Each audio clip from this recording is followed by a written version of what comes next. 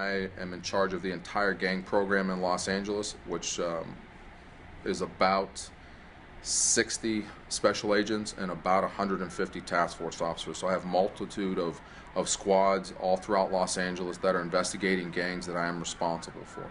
The FBI prides itself on being able to successfully interface with the community, and yes, that is going to involve receiving information from individuals in the community that are most familiar and intimate with the situations in which we're investigating.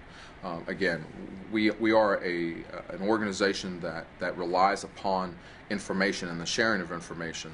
But one of the things that we pride ourselves on here with the FBI is that we interface with the community on a continual basis, not just when we need information. We're there to give information as well. So we have a Citizens Academy that people are able to participate in, to learn about our programs, to learn about our investigations, to learn about just what the FBI does and what it has to offer. So we are constantly out there asking for information as well as sharing information. How does the government distinguish between someone who's an actual member of Athens Park or someone who's an associate? Well, certainly there will be those members that participate to varying degrees.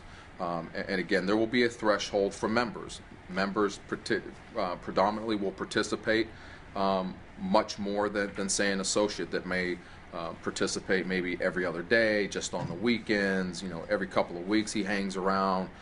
So again, people will participate in the gang's activity to varying degrees. How many times per year do you guys have a big arrest of like what happened 2 days ago? Well, we've had an unprecedented number of arrests this past year. Just this calendar year, we've arrested close to 650 gang members. We've had, I think, somewhere around 14 or 15 separate operations that we've worked, certainly in collaboration with a multitude of local agencies, civic organizations, children's services, the city attorney's office, to bring to bear all of our resources upon the gang problem here, not only in LA City, but in LA proper. When you remove 650 gang members off the street, do you think that impacts crime when perhaps those gang members removed might be replaced by new gang members? Well, certainly we understand that those gang members are going to be replaced. We certainly understand that. But because we are able to fine-tune our investigative skills and our interface with the community, our collaboration with our partners, we become much more successful at investigating those people who do take the place. Because, again, at the end of the day, gang members who are involved in violent crime, who are involved in illicit crimes such as selling narcotics, they're eventually going to have to do that. Have you ever had a situation where your investigation actually takes you outside the United States for an LA individual? Certainly there have been occasions where we've had to go outside of Los Angeles to either arrest and or investigate individuals. We have a transnational gang unit here in Los Angeles that investigates gangs who are operating transnationally in Central and South America and other places as well. So we do have those abilities, and again, it's about reaching out to our partners in those international countries. Certainly they have a problem, we have a problem, and we bring a multitude of resources together and a multitude of intelligence sharing to be able to target those individuals and ultimately arrest those individuals. Is it difficult working with some of these countries like in Central America because their government may not be as structured as the United States government is and getting that type of cooperation? There has been those challenges in the past, and I can tell you that we've been very successful in partnering with a multitude of foreign countries because, again, they understand that they have a significant gang problem, and that significant gang problem is ours as well, and we share in that. We train them, we bring them to the United States for training, we send individuals to Central and South America for training, provide them with resources, and it's been a tremendous partnership between all of the countries that we're involved in currently. Is it fair to say that the Mexican government is probably not doing a good enough job with their drug cartels? Because if that was happening on this side of the border, you guys would have went down there and snuffed that thing out already.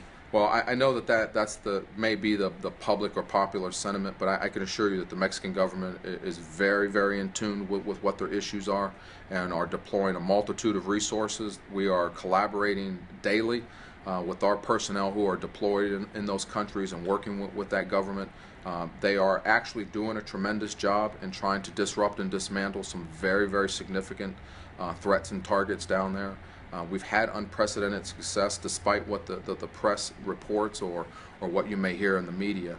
we've had tremendous success, and our partnerships are stronger than ever. Is it fair to say that those gangs in Mexico are a little bit more armed and sophisticated and more brazen than the gangs here in Los Angeles? Well, certainly, I mean, just from what you hear in the news, certainly there's a lot more violence going on down along the border. And again, you have cartels that are fighting for control, and you have governments that are fighting to keep control and take back over control of those towns that are plagued by those issues.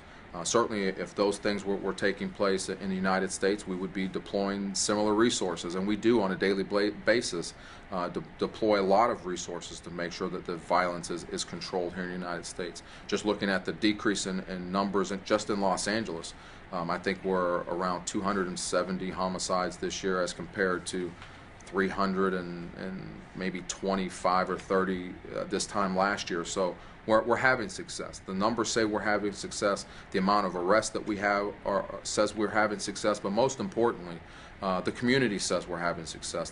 Does it surprise you that in Los Angeles the murders, as you mentioned, went down even more than last year, even though we're in this economic crisis, and traditionally during bad economies you have higher crime and higher murders? I know that that's one of the popular sentiments out there, but I also know that the FBI, along with its other federal partners and its local partners, have collectively come together, and we have quarterly meetings where we talk about processes and philosophies to identify and address our most significant threats.